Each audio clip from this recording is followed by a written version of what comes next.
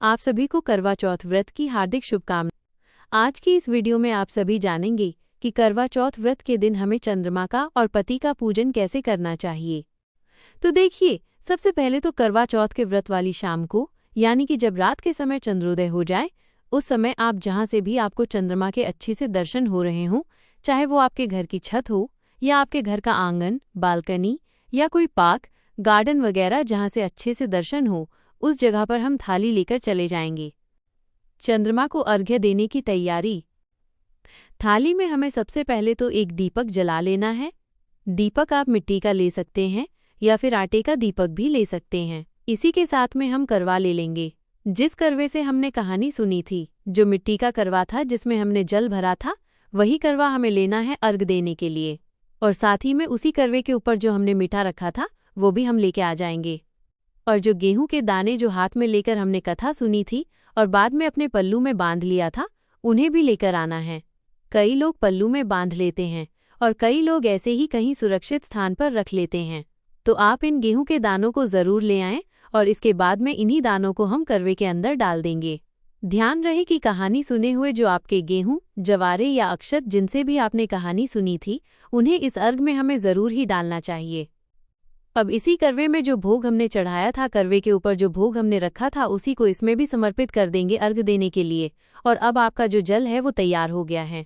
कई लोग इसमें थोड़ा सा दूध भी डाल देते हैं और सफ़ेद रंग की अगर आप मिठाई डालते हैं तो ये और भी अच्छा होता है। चंद्रदेव को अर्घ्य और मंत्र। और अब हम चंद्रमा को अर्घ्य देंगे। ध्यान रहे कि अर्घ्य देते समय हमें अपनी उंगली में चांदी का छल्ला या अंगूठी जरूर ही पहन लेनी चाहिए। चांदी से स्पर्श करके जब हम अर्घ्य देते हैं तो ये और भी ज़्यादा शुभ माना जाता है। और अब हम इस प्रकार से अर्घ्य दे देंगे। और अर्घ्य देते समय जो आगे कॉटन हमने लगाया था, इसे हटा लेंगे और एक ही धार में आपको जो है अर्घ्य देना होता है। इस चीज़ का ध्यान रखें कि धार टूटनी नहीं चाहिए। चंद्रमा को अर्घ्य देते समय बोले जाने वाला मंत्र हमें बोलना है। हरे बांस की छावड़ी, गले मोतियों का हार। चंद्रमा को अर्घ्य दूं, जिए मेरा भरतार। आग तले मेरा सासरा, ढाक तले नंदसार।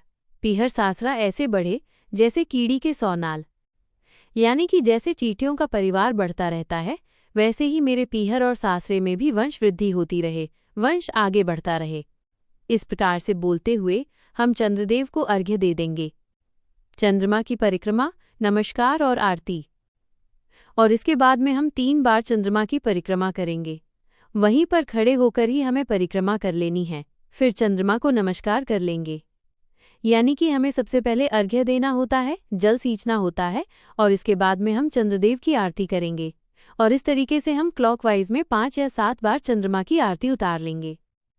आरती करने के बाद में हम चंद्रमा को तिलक करेंगे। अपनी उंगली से रोली और अक्षत से इस प्रकार से हमें छींटे देने हैं। और जो भोग है वो तो हमने अर्घ्य देते समय जल में डाल ही दिया था, तो वो हमने भोग भी समर्पित कर दिया है। छलनी से दर्शन और पति पूजन। और अब इसके बाद ही हम छलनी से चंद्रदेव के दर्शन करेंगे। छलनी में आपको एक दीपक रख लेना है। दीपक जो आपने पहले से रखा हुआ है, आप चाहें तो आटे का दीपक रख सकते हैं या मिट्टी का दीपक रख सकते हैं। इसे रखने के बाद सबसे पहले हम चंद्रमा के दर्शन करेंगे और उसके बाद में हम अपने पति को इसी छलनी से देखेंगे। पतिदेव को छलनी से देखने के बाद में हम उनका पूजन करेंगे। यानी कि पति पूजन करेंगे तो उन्हें तिलक लगाएंगे, रोली, चावल, अक्षत लगाएंगे और फिर उनकी भी आरती करेंगे। 5 से 7 बार इसी तरीके से क्लॉकवाइज घुमाते हुए आपको अपने पति की आरती उतार देनी है। और इसके बाद अपने पतिदेव के चरण स्पर्श करके उनका आशीर्वाद भी जरूर ही ले लीजिएगा। व्रत का पारण। और फिर इसके बाद आपके जो पति हैं वो आपको जल पिलाएंगे और उसके बाद कुछ खिला देंगे। इस तरीके से हमारा जो व्रत है वो पूर्ण हो जाएगा। एक चीज़ का ध्यान रखें कि जल पीने के लिए आप अलग से बर्तन में जल लेकर जाएं। चंद्रमा को अर्घ्य जिस करवे से आपने दिया था उसे हमें झूठा नहीं करना चाहिए। इससे जल नहीं पीना चाहिए। सारा जल हमें चंद्रमा को अर्घ्य देते समय ही आपको गिरा देना चाहिए। तो इस तरीके से हमारा जो करवा चौथ का व्रत है वो पूर्ण हो जाएगा। और ध्यान रहे कि जो दिया आपने जलाया है उसे हम वहीं पे रखा रहने देंगे, वापस अपने घर के अंदर लेकर नहीं आएंगे।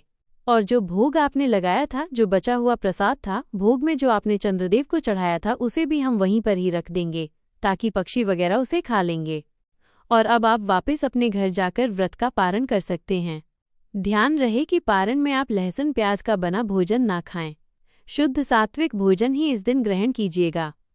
और इस तरीके से आप चंद्रदेव और पतिदेव दोनों का ही पूजन करके अपने इस व्रत को बड़ी ही खुशी के साथ सरल विधि से पूर्ण कर सकते हैं। समापन। तो दोस्तों, ये थी संपूर्ण जानकारी। अगर आपको मेरी वीडियो अच्छी लगी है तो लाइक करके ज़रूर जाइएगा। कमेंट सेक्शन में जय करवा माता ज़रूर ही लिख दीजिएगा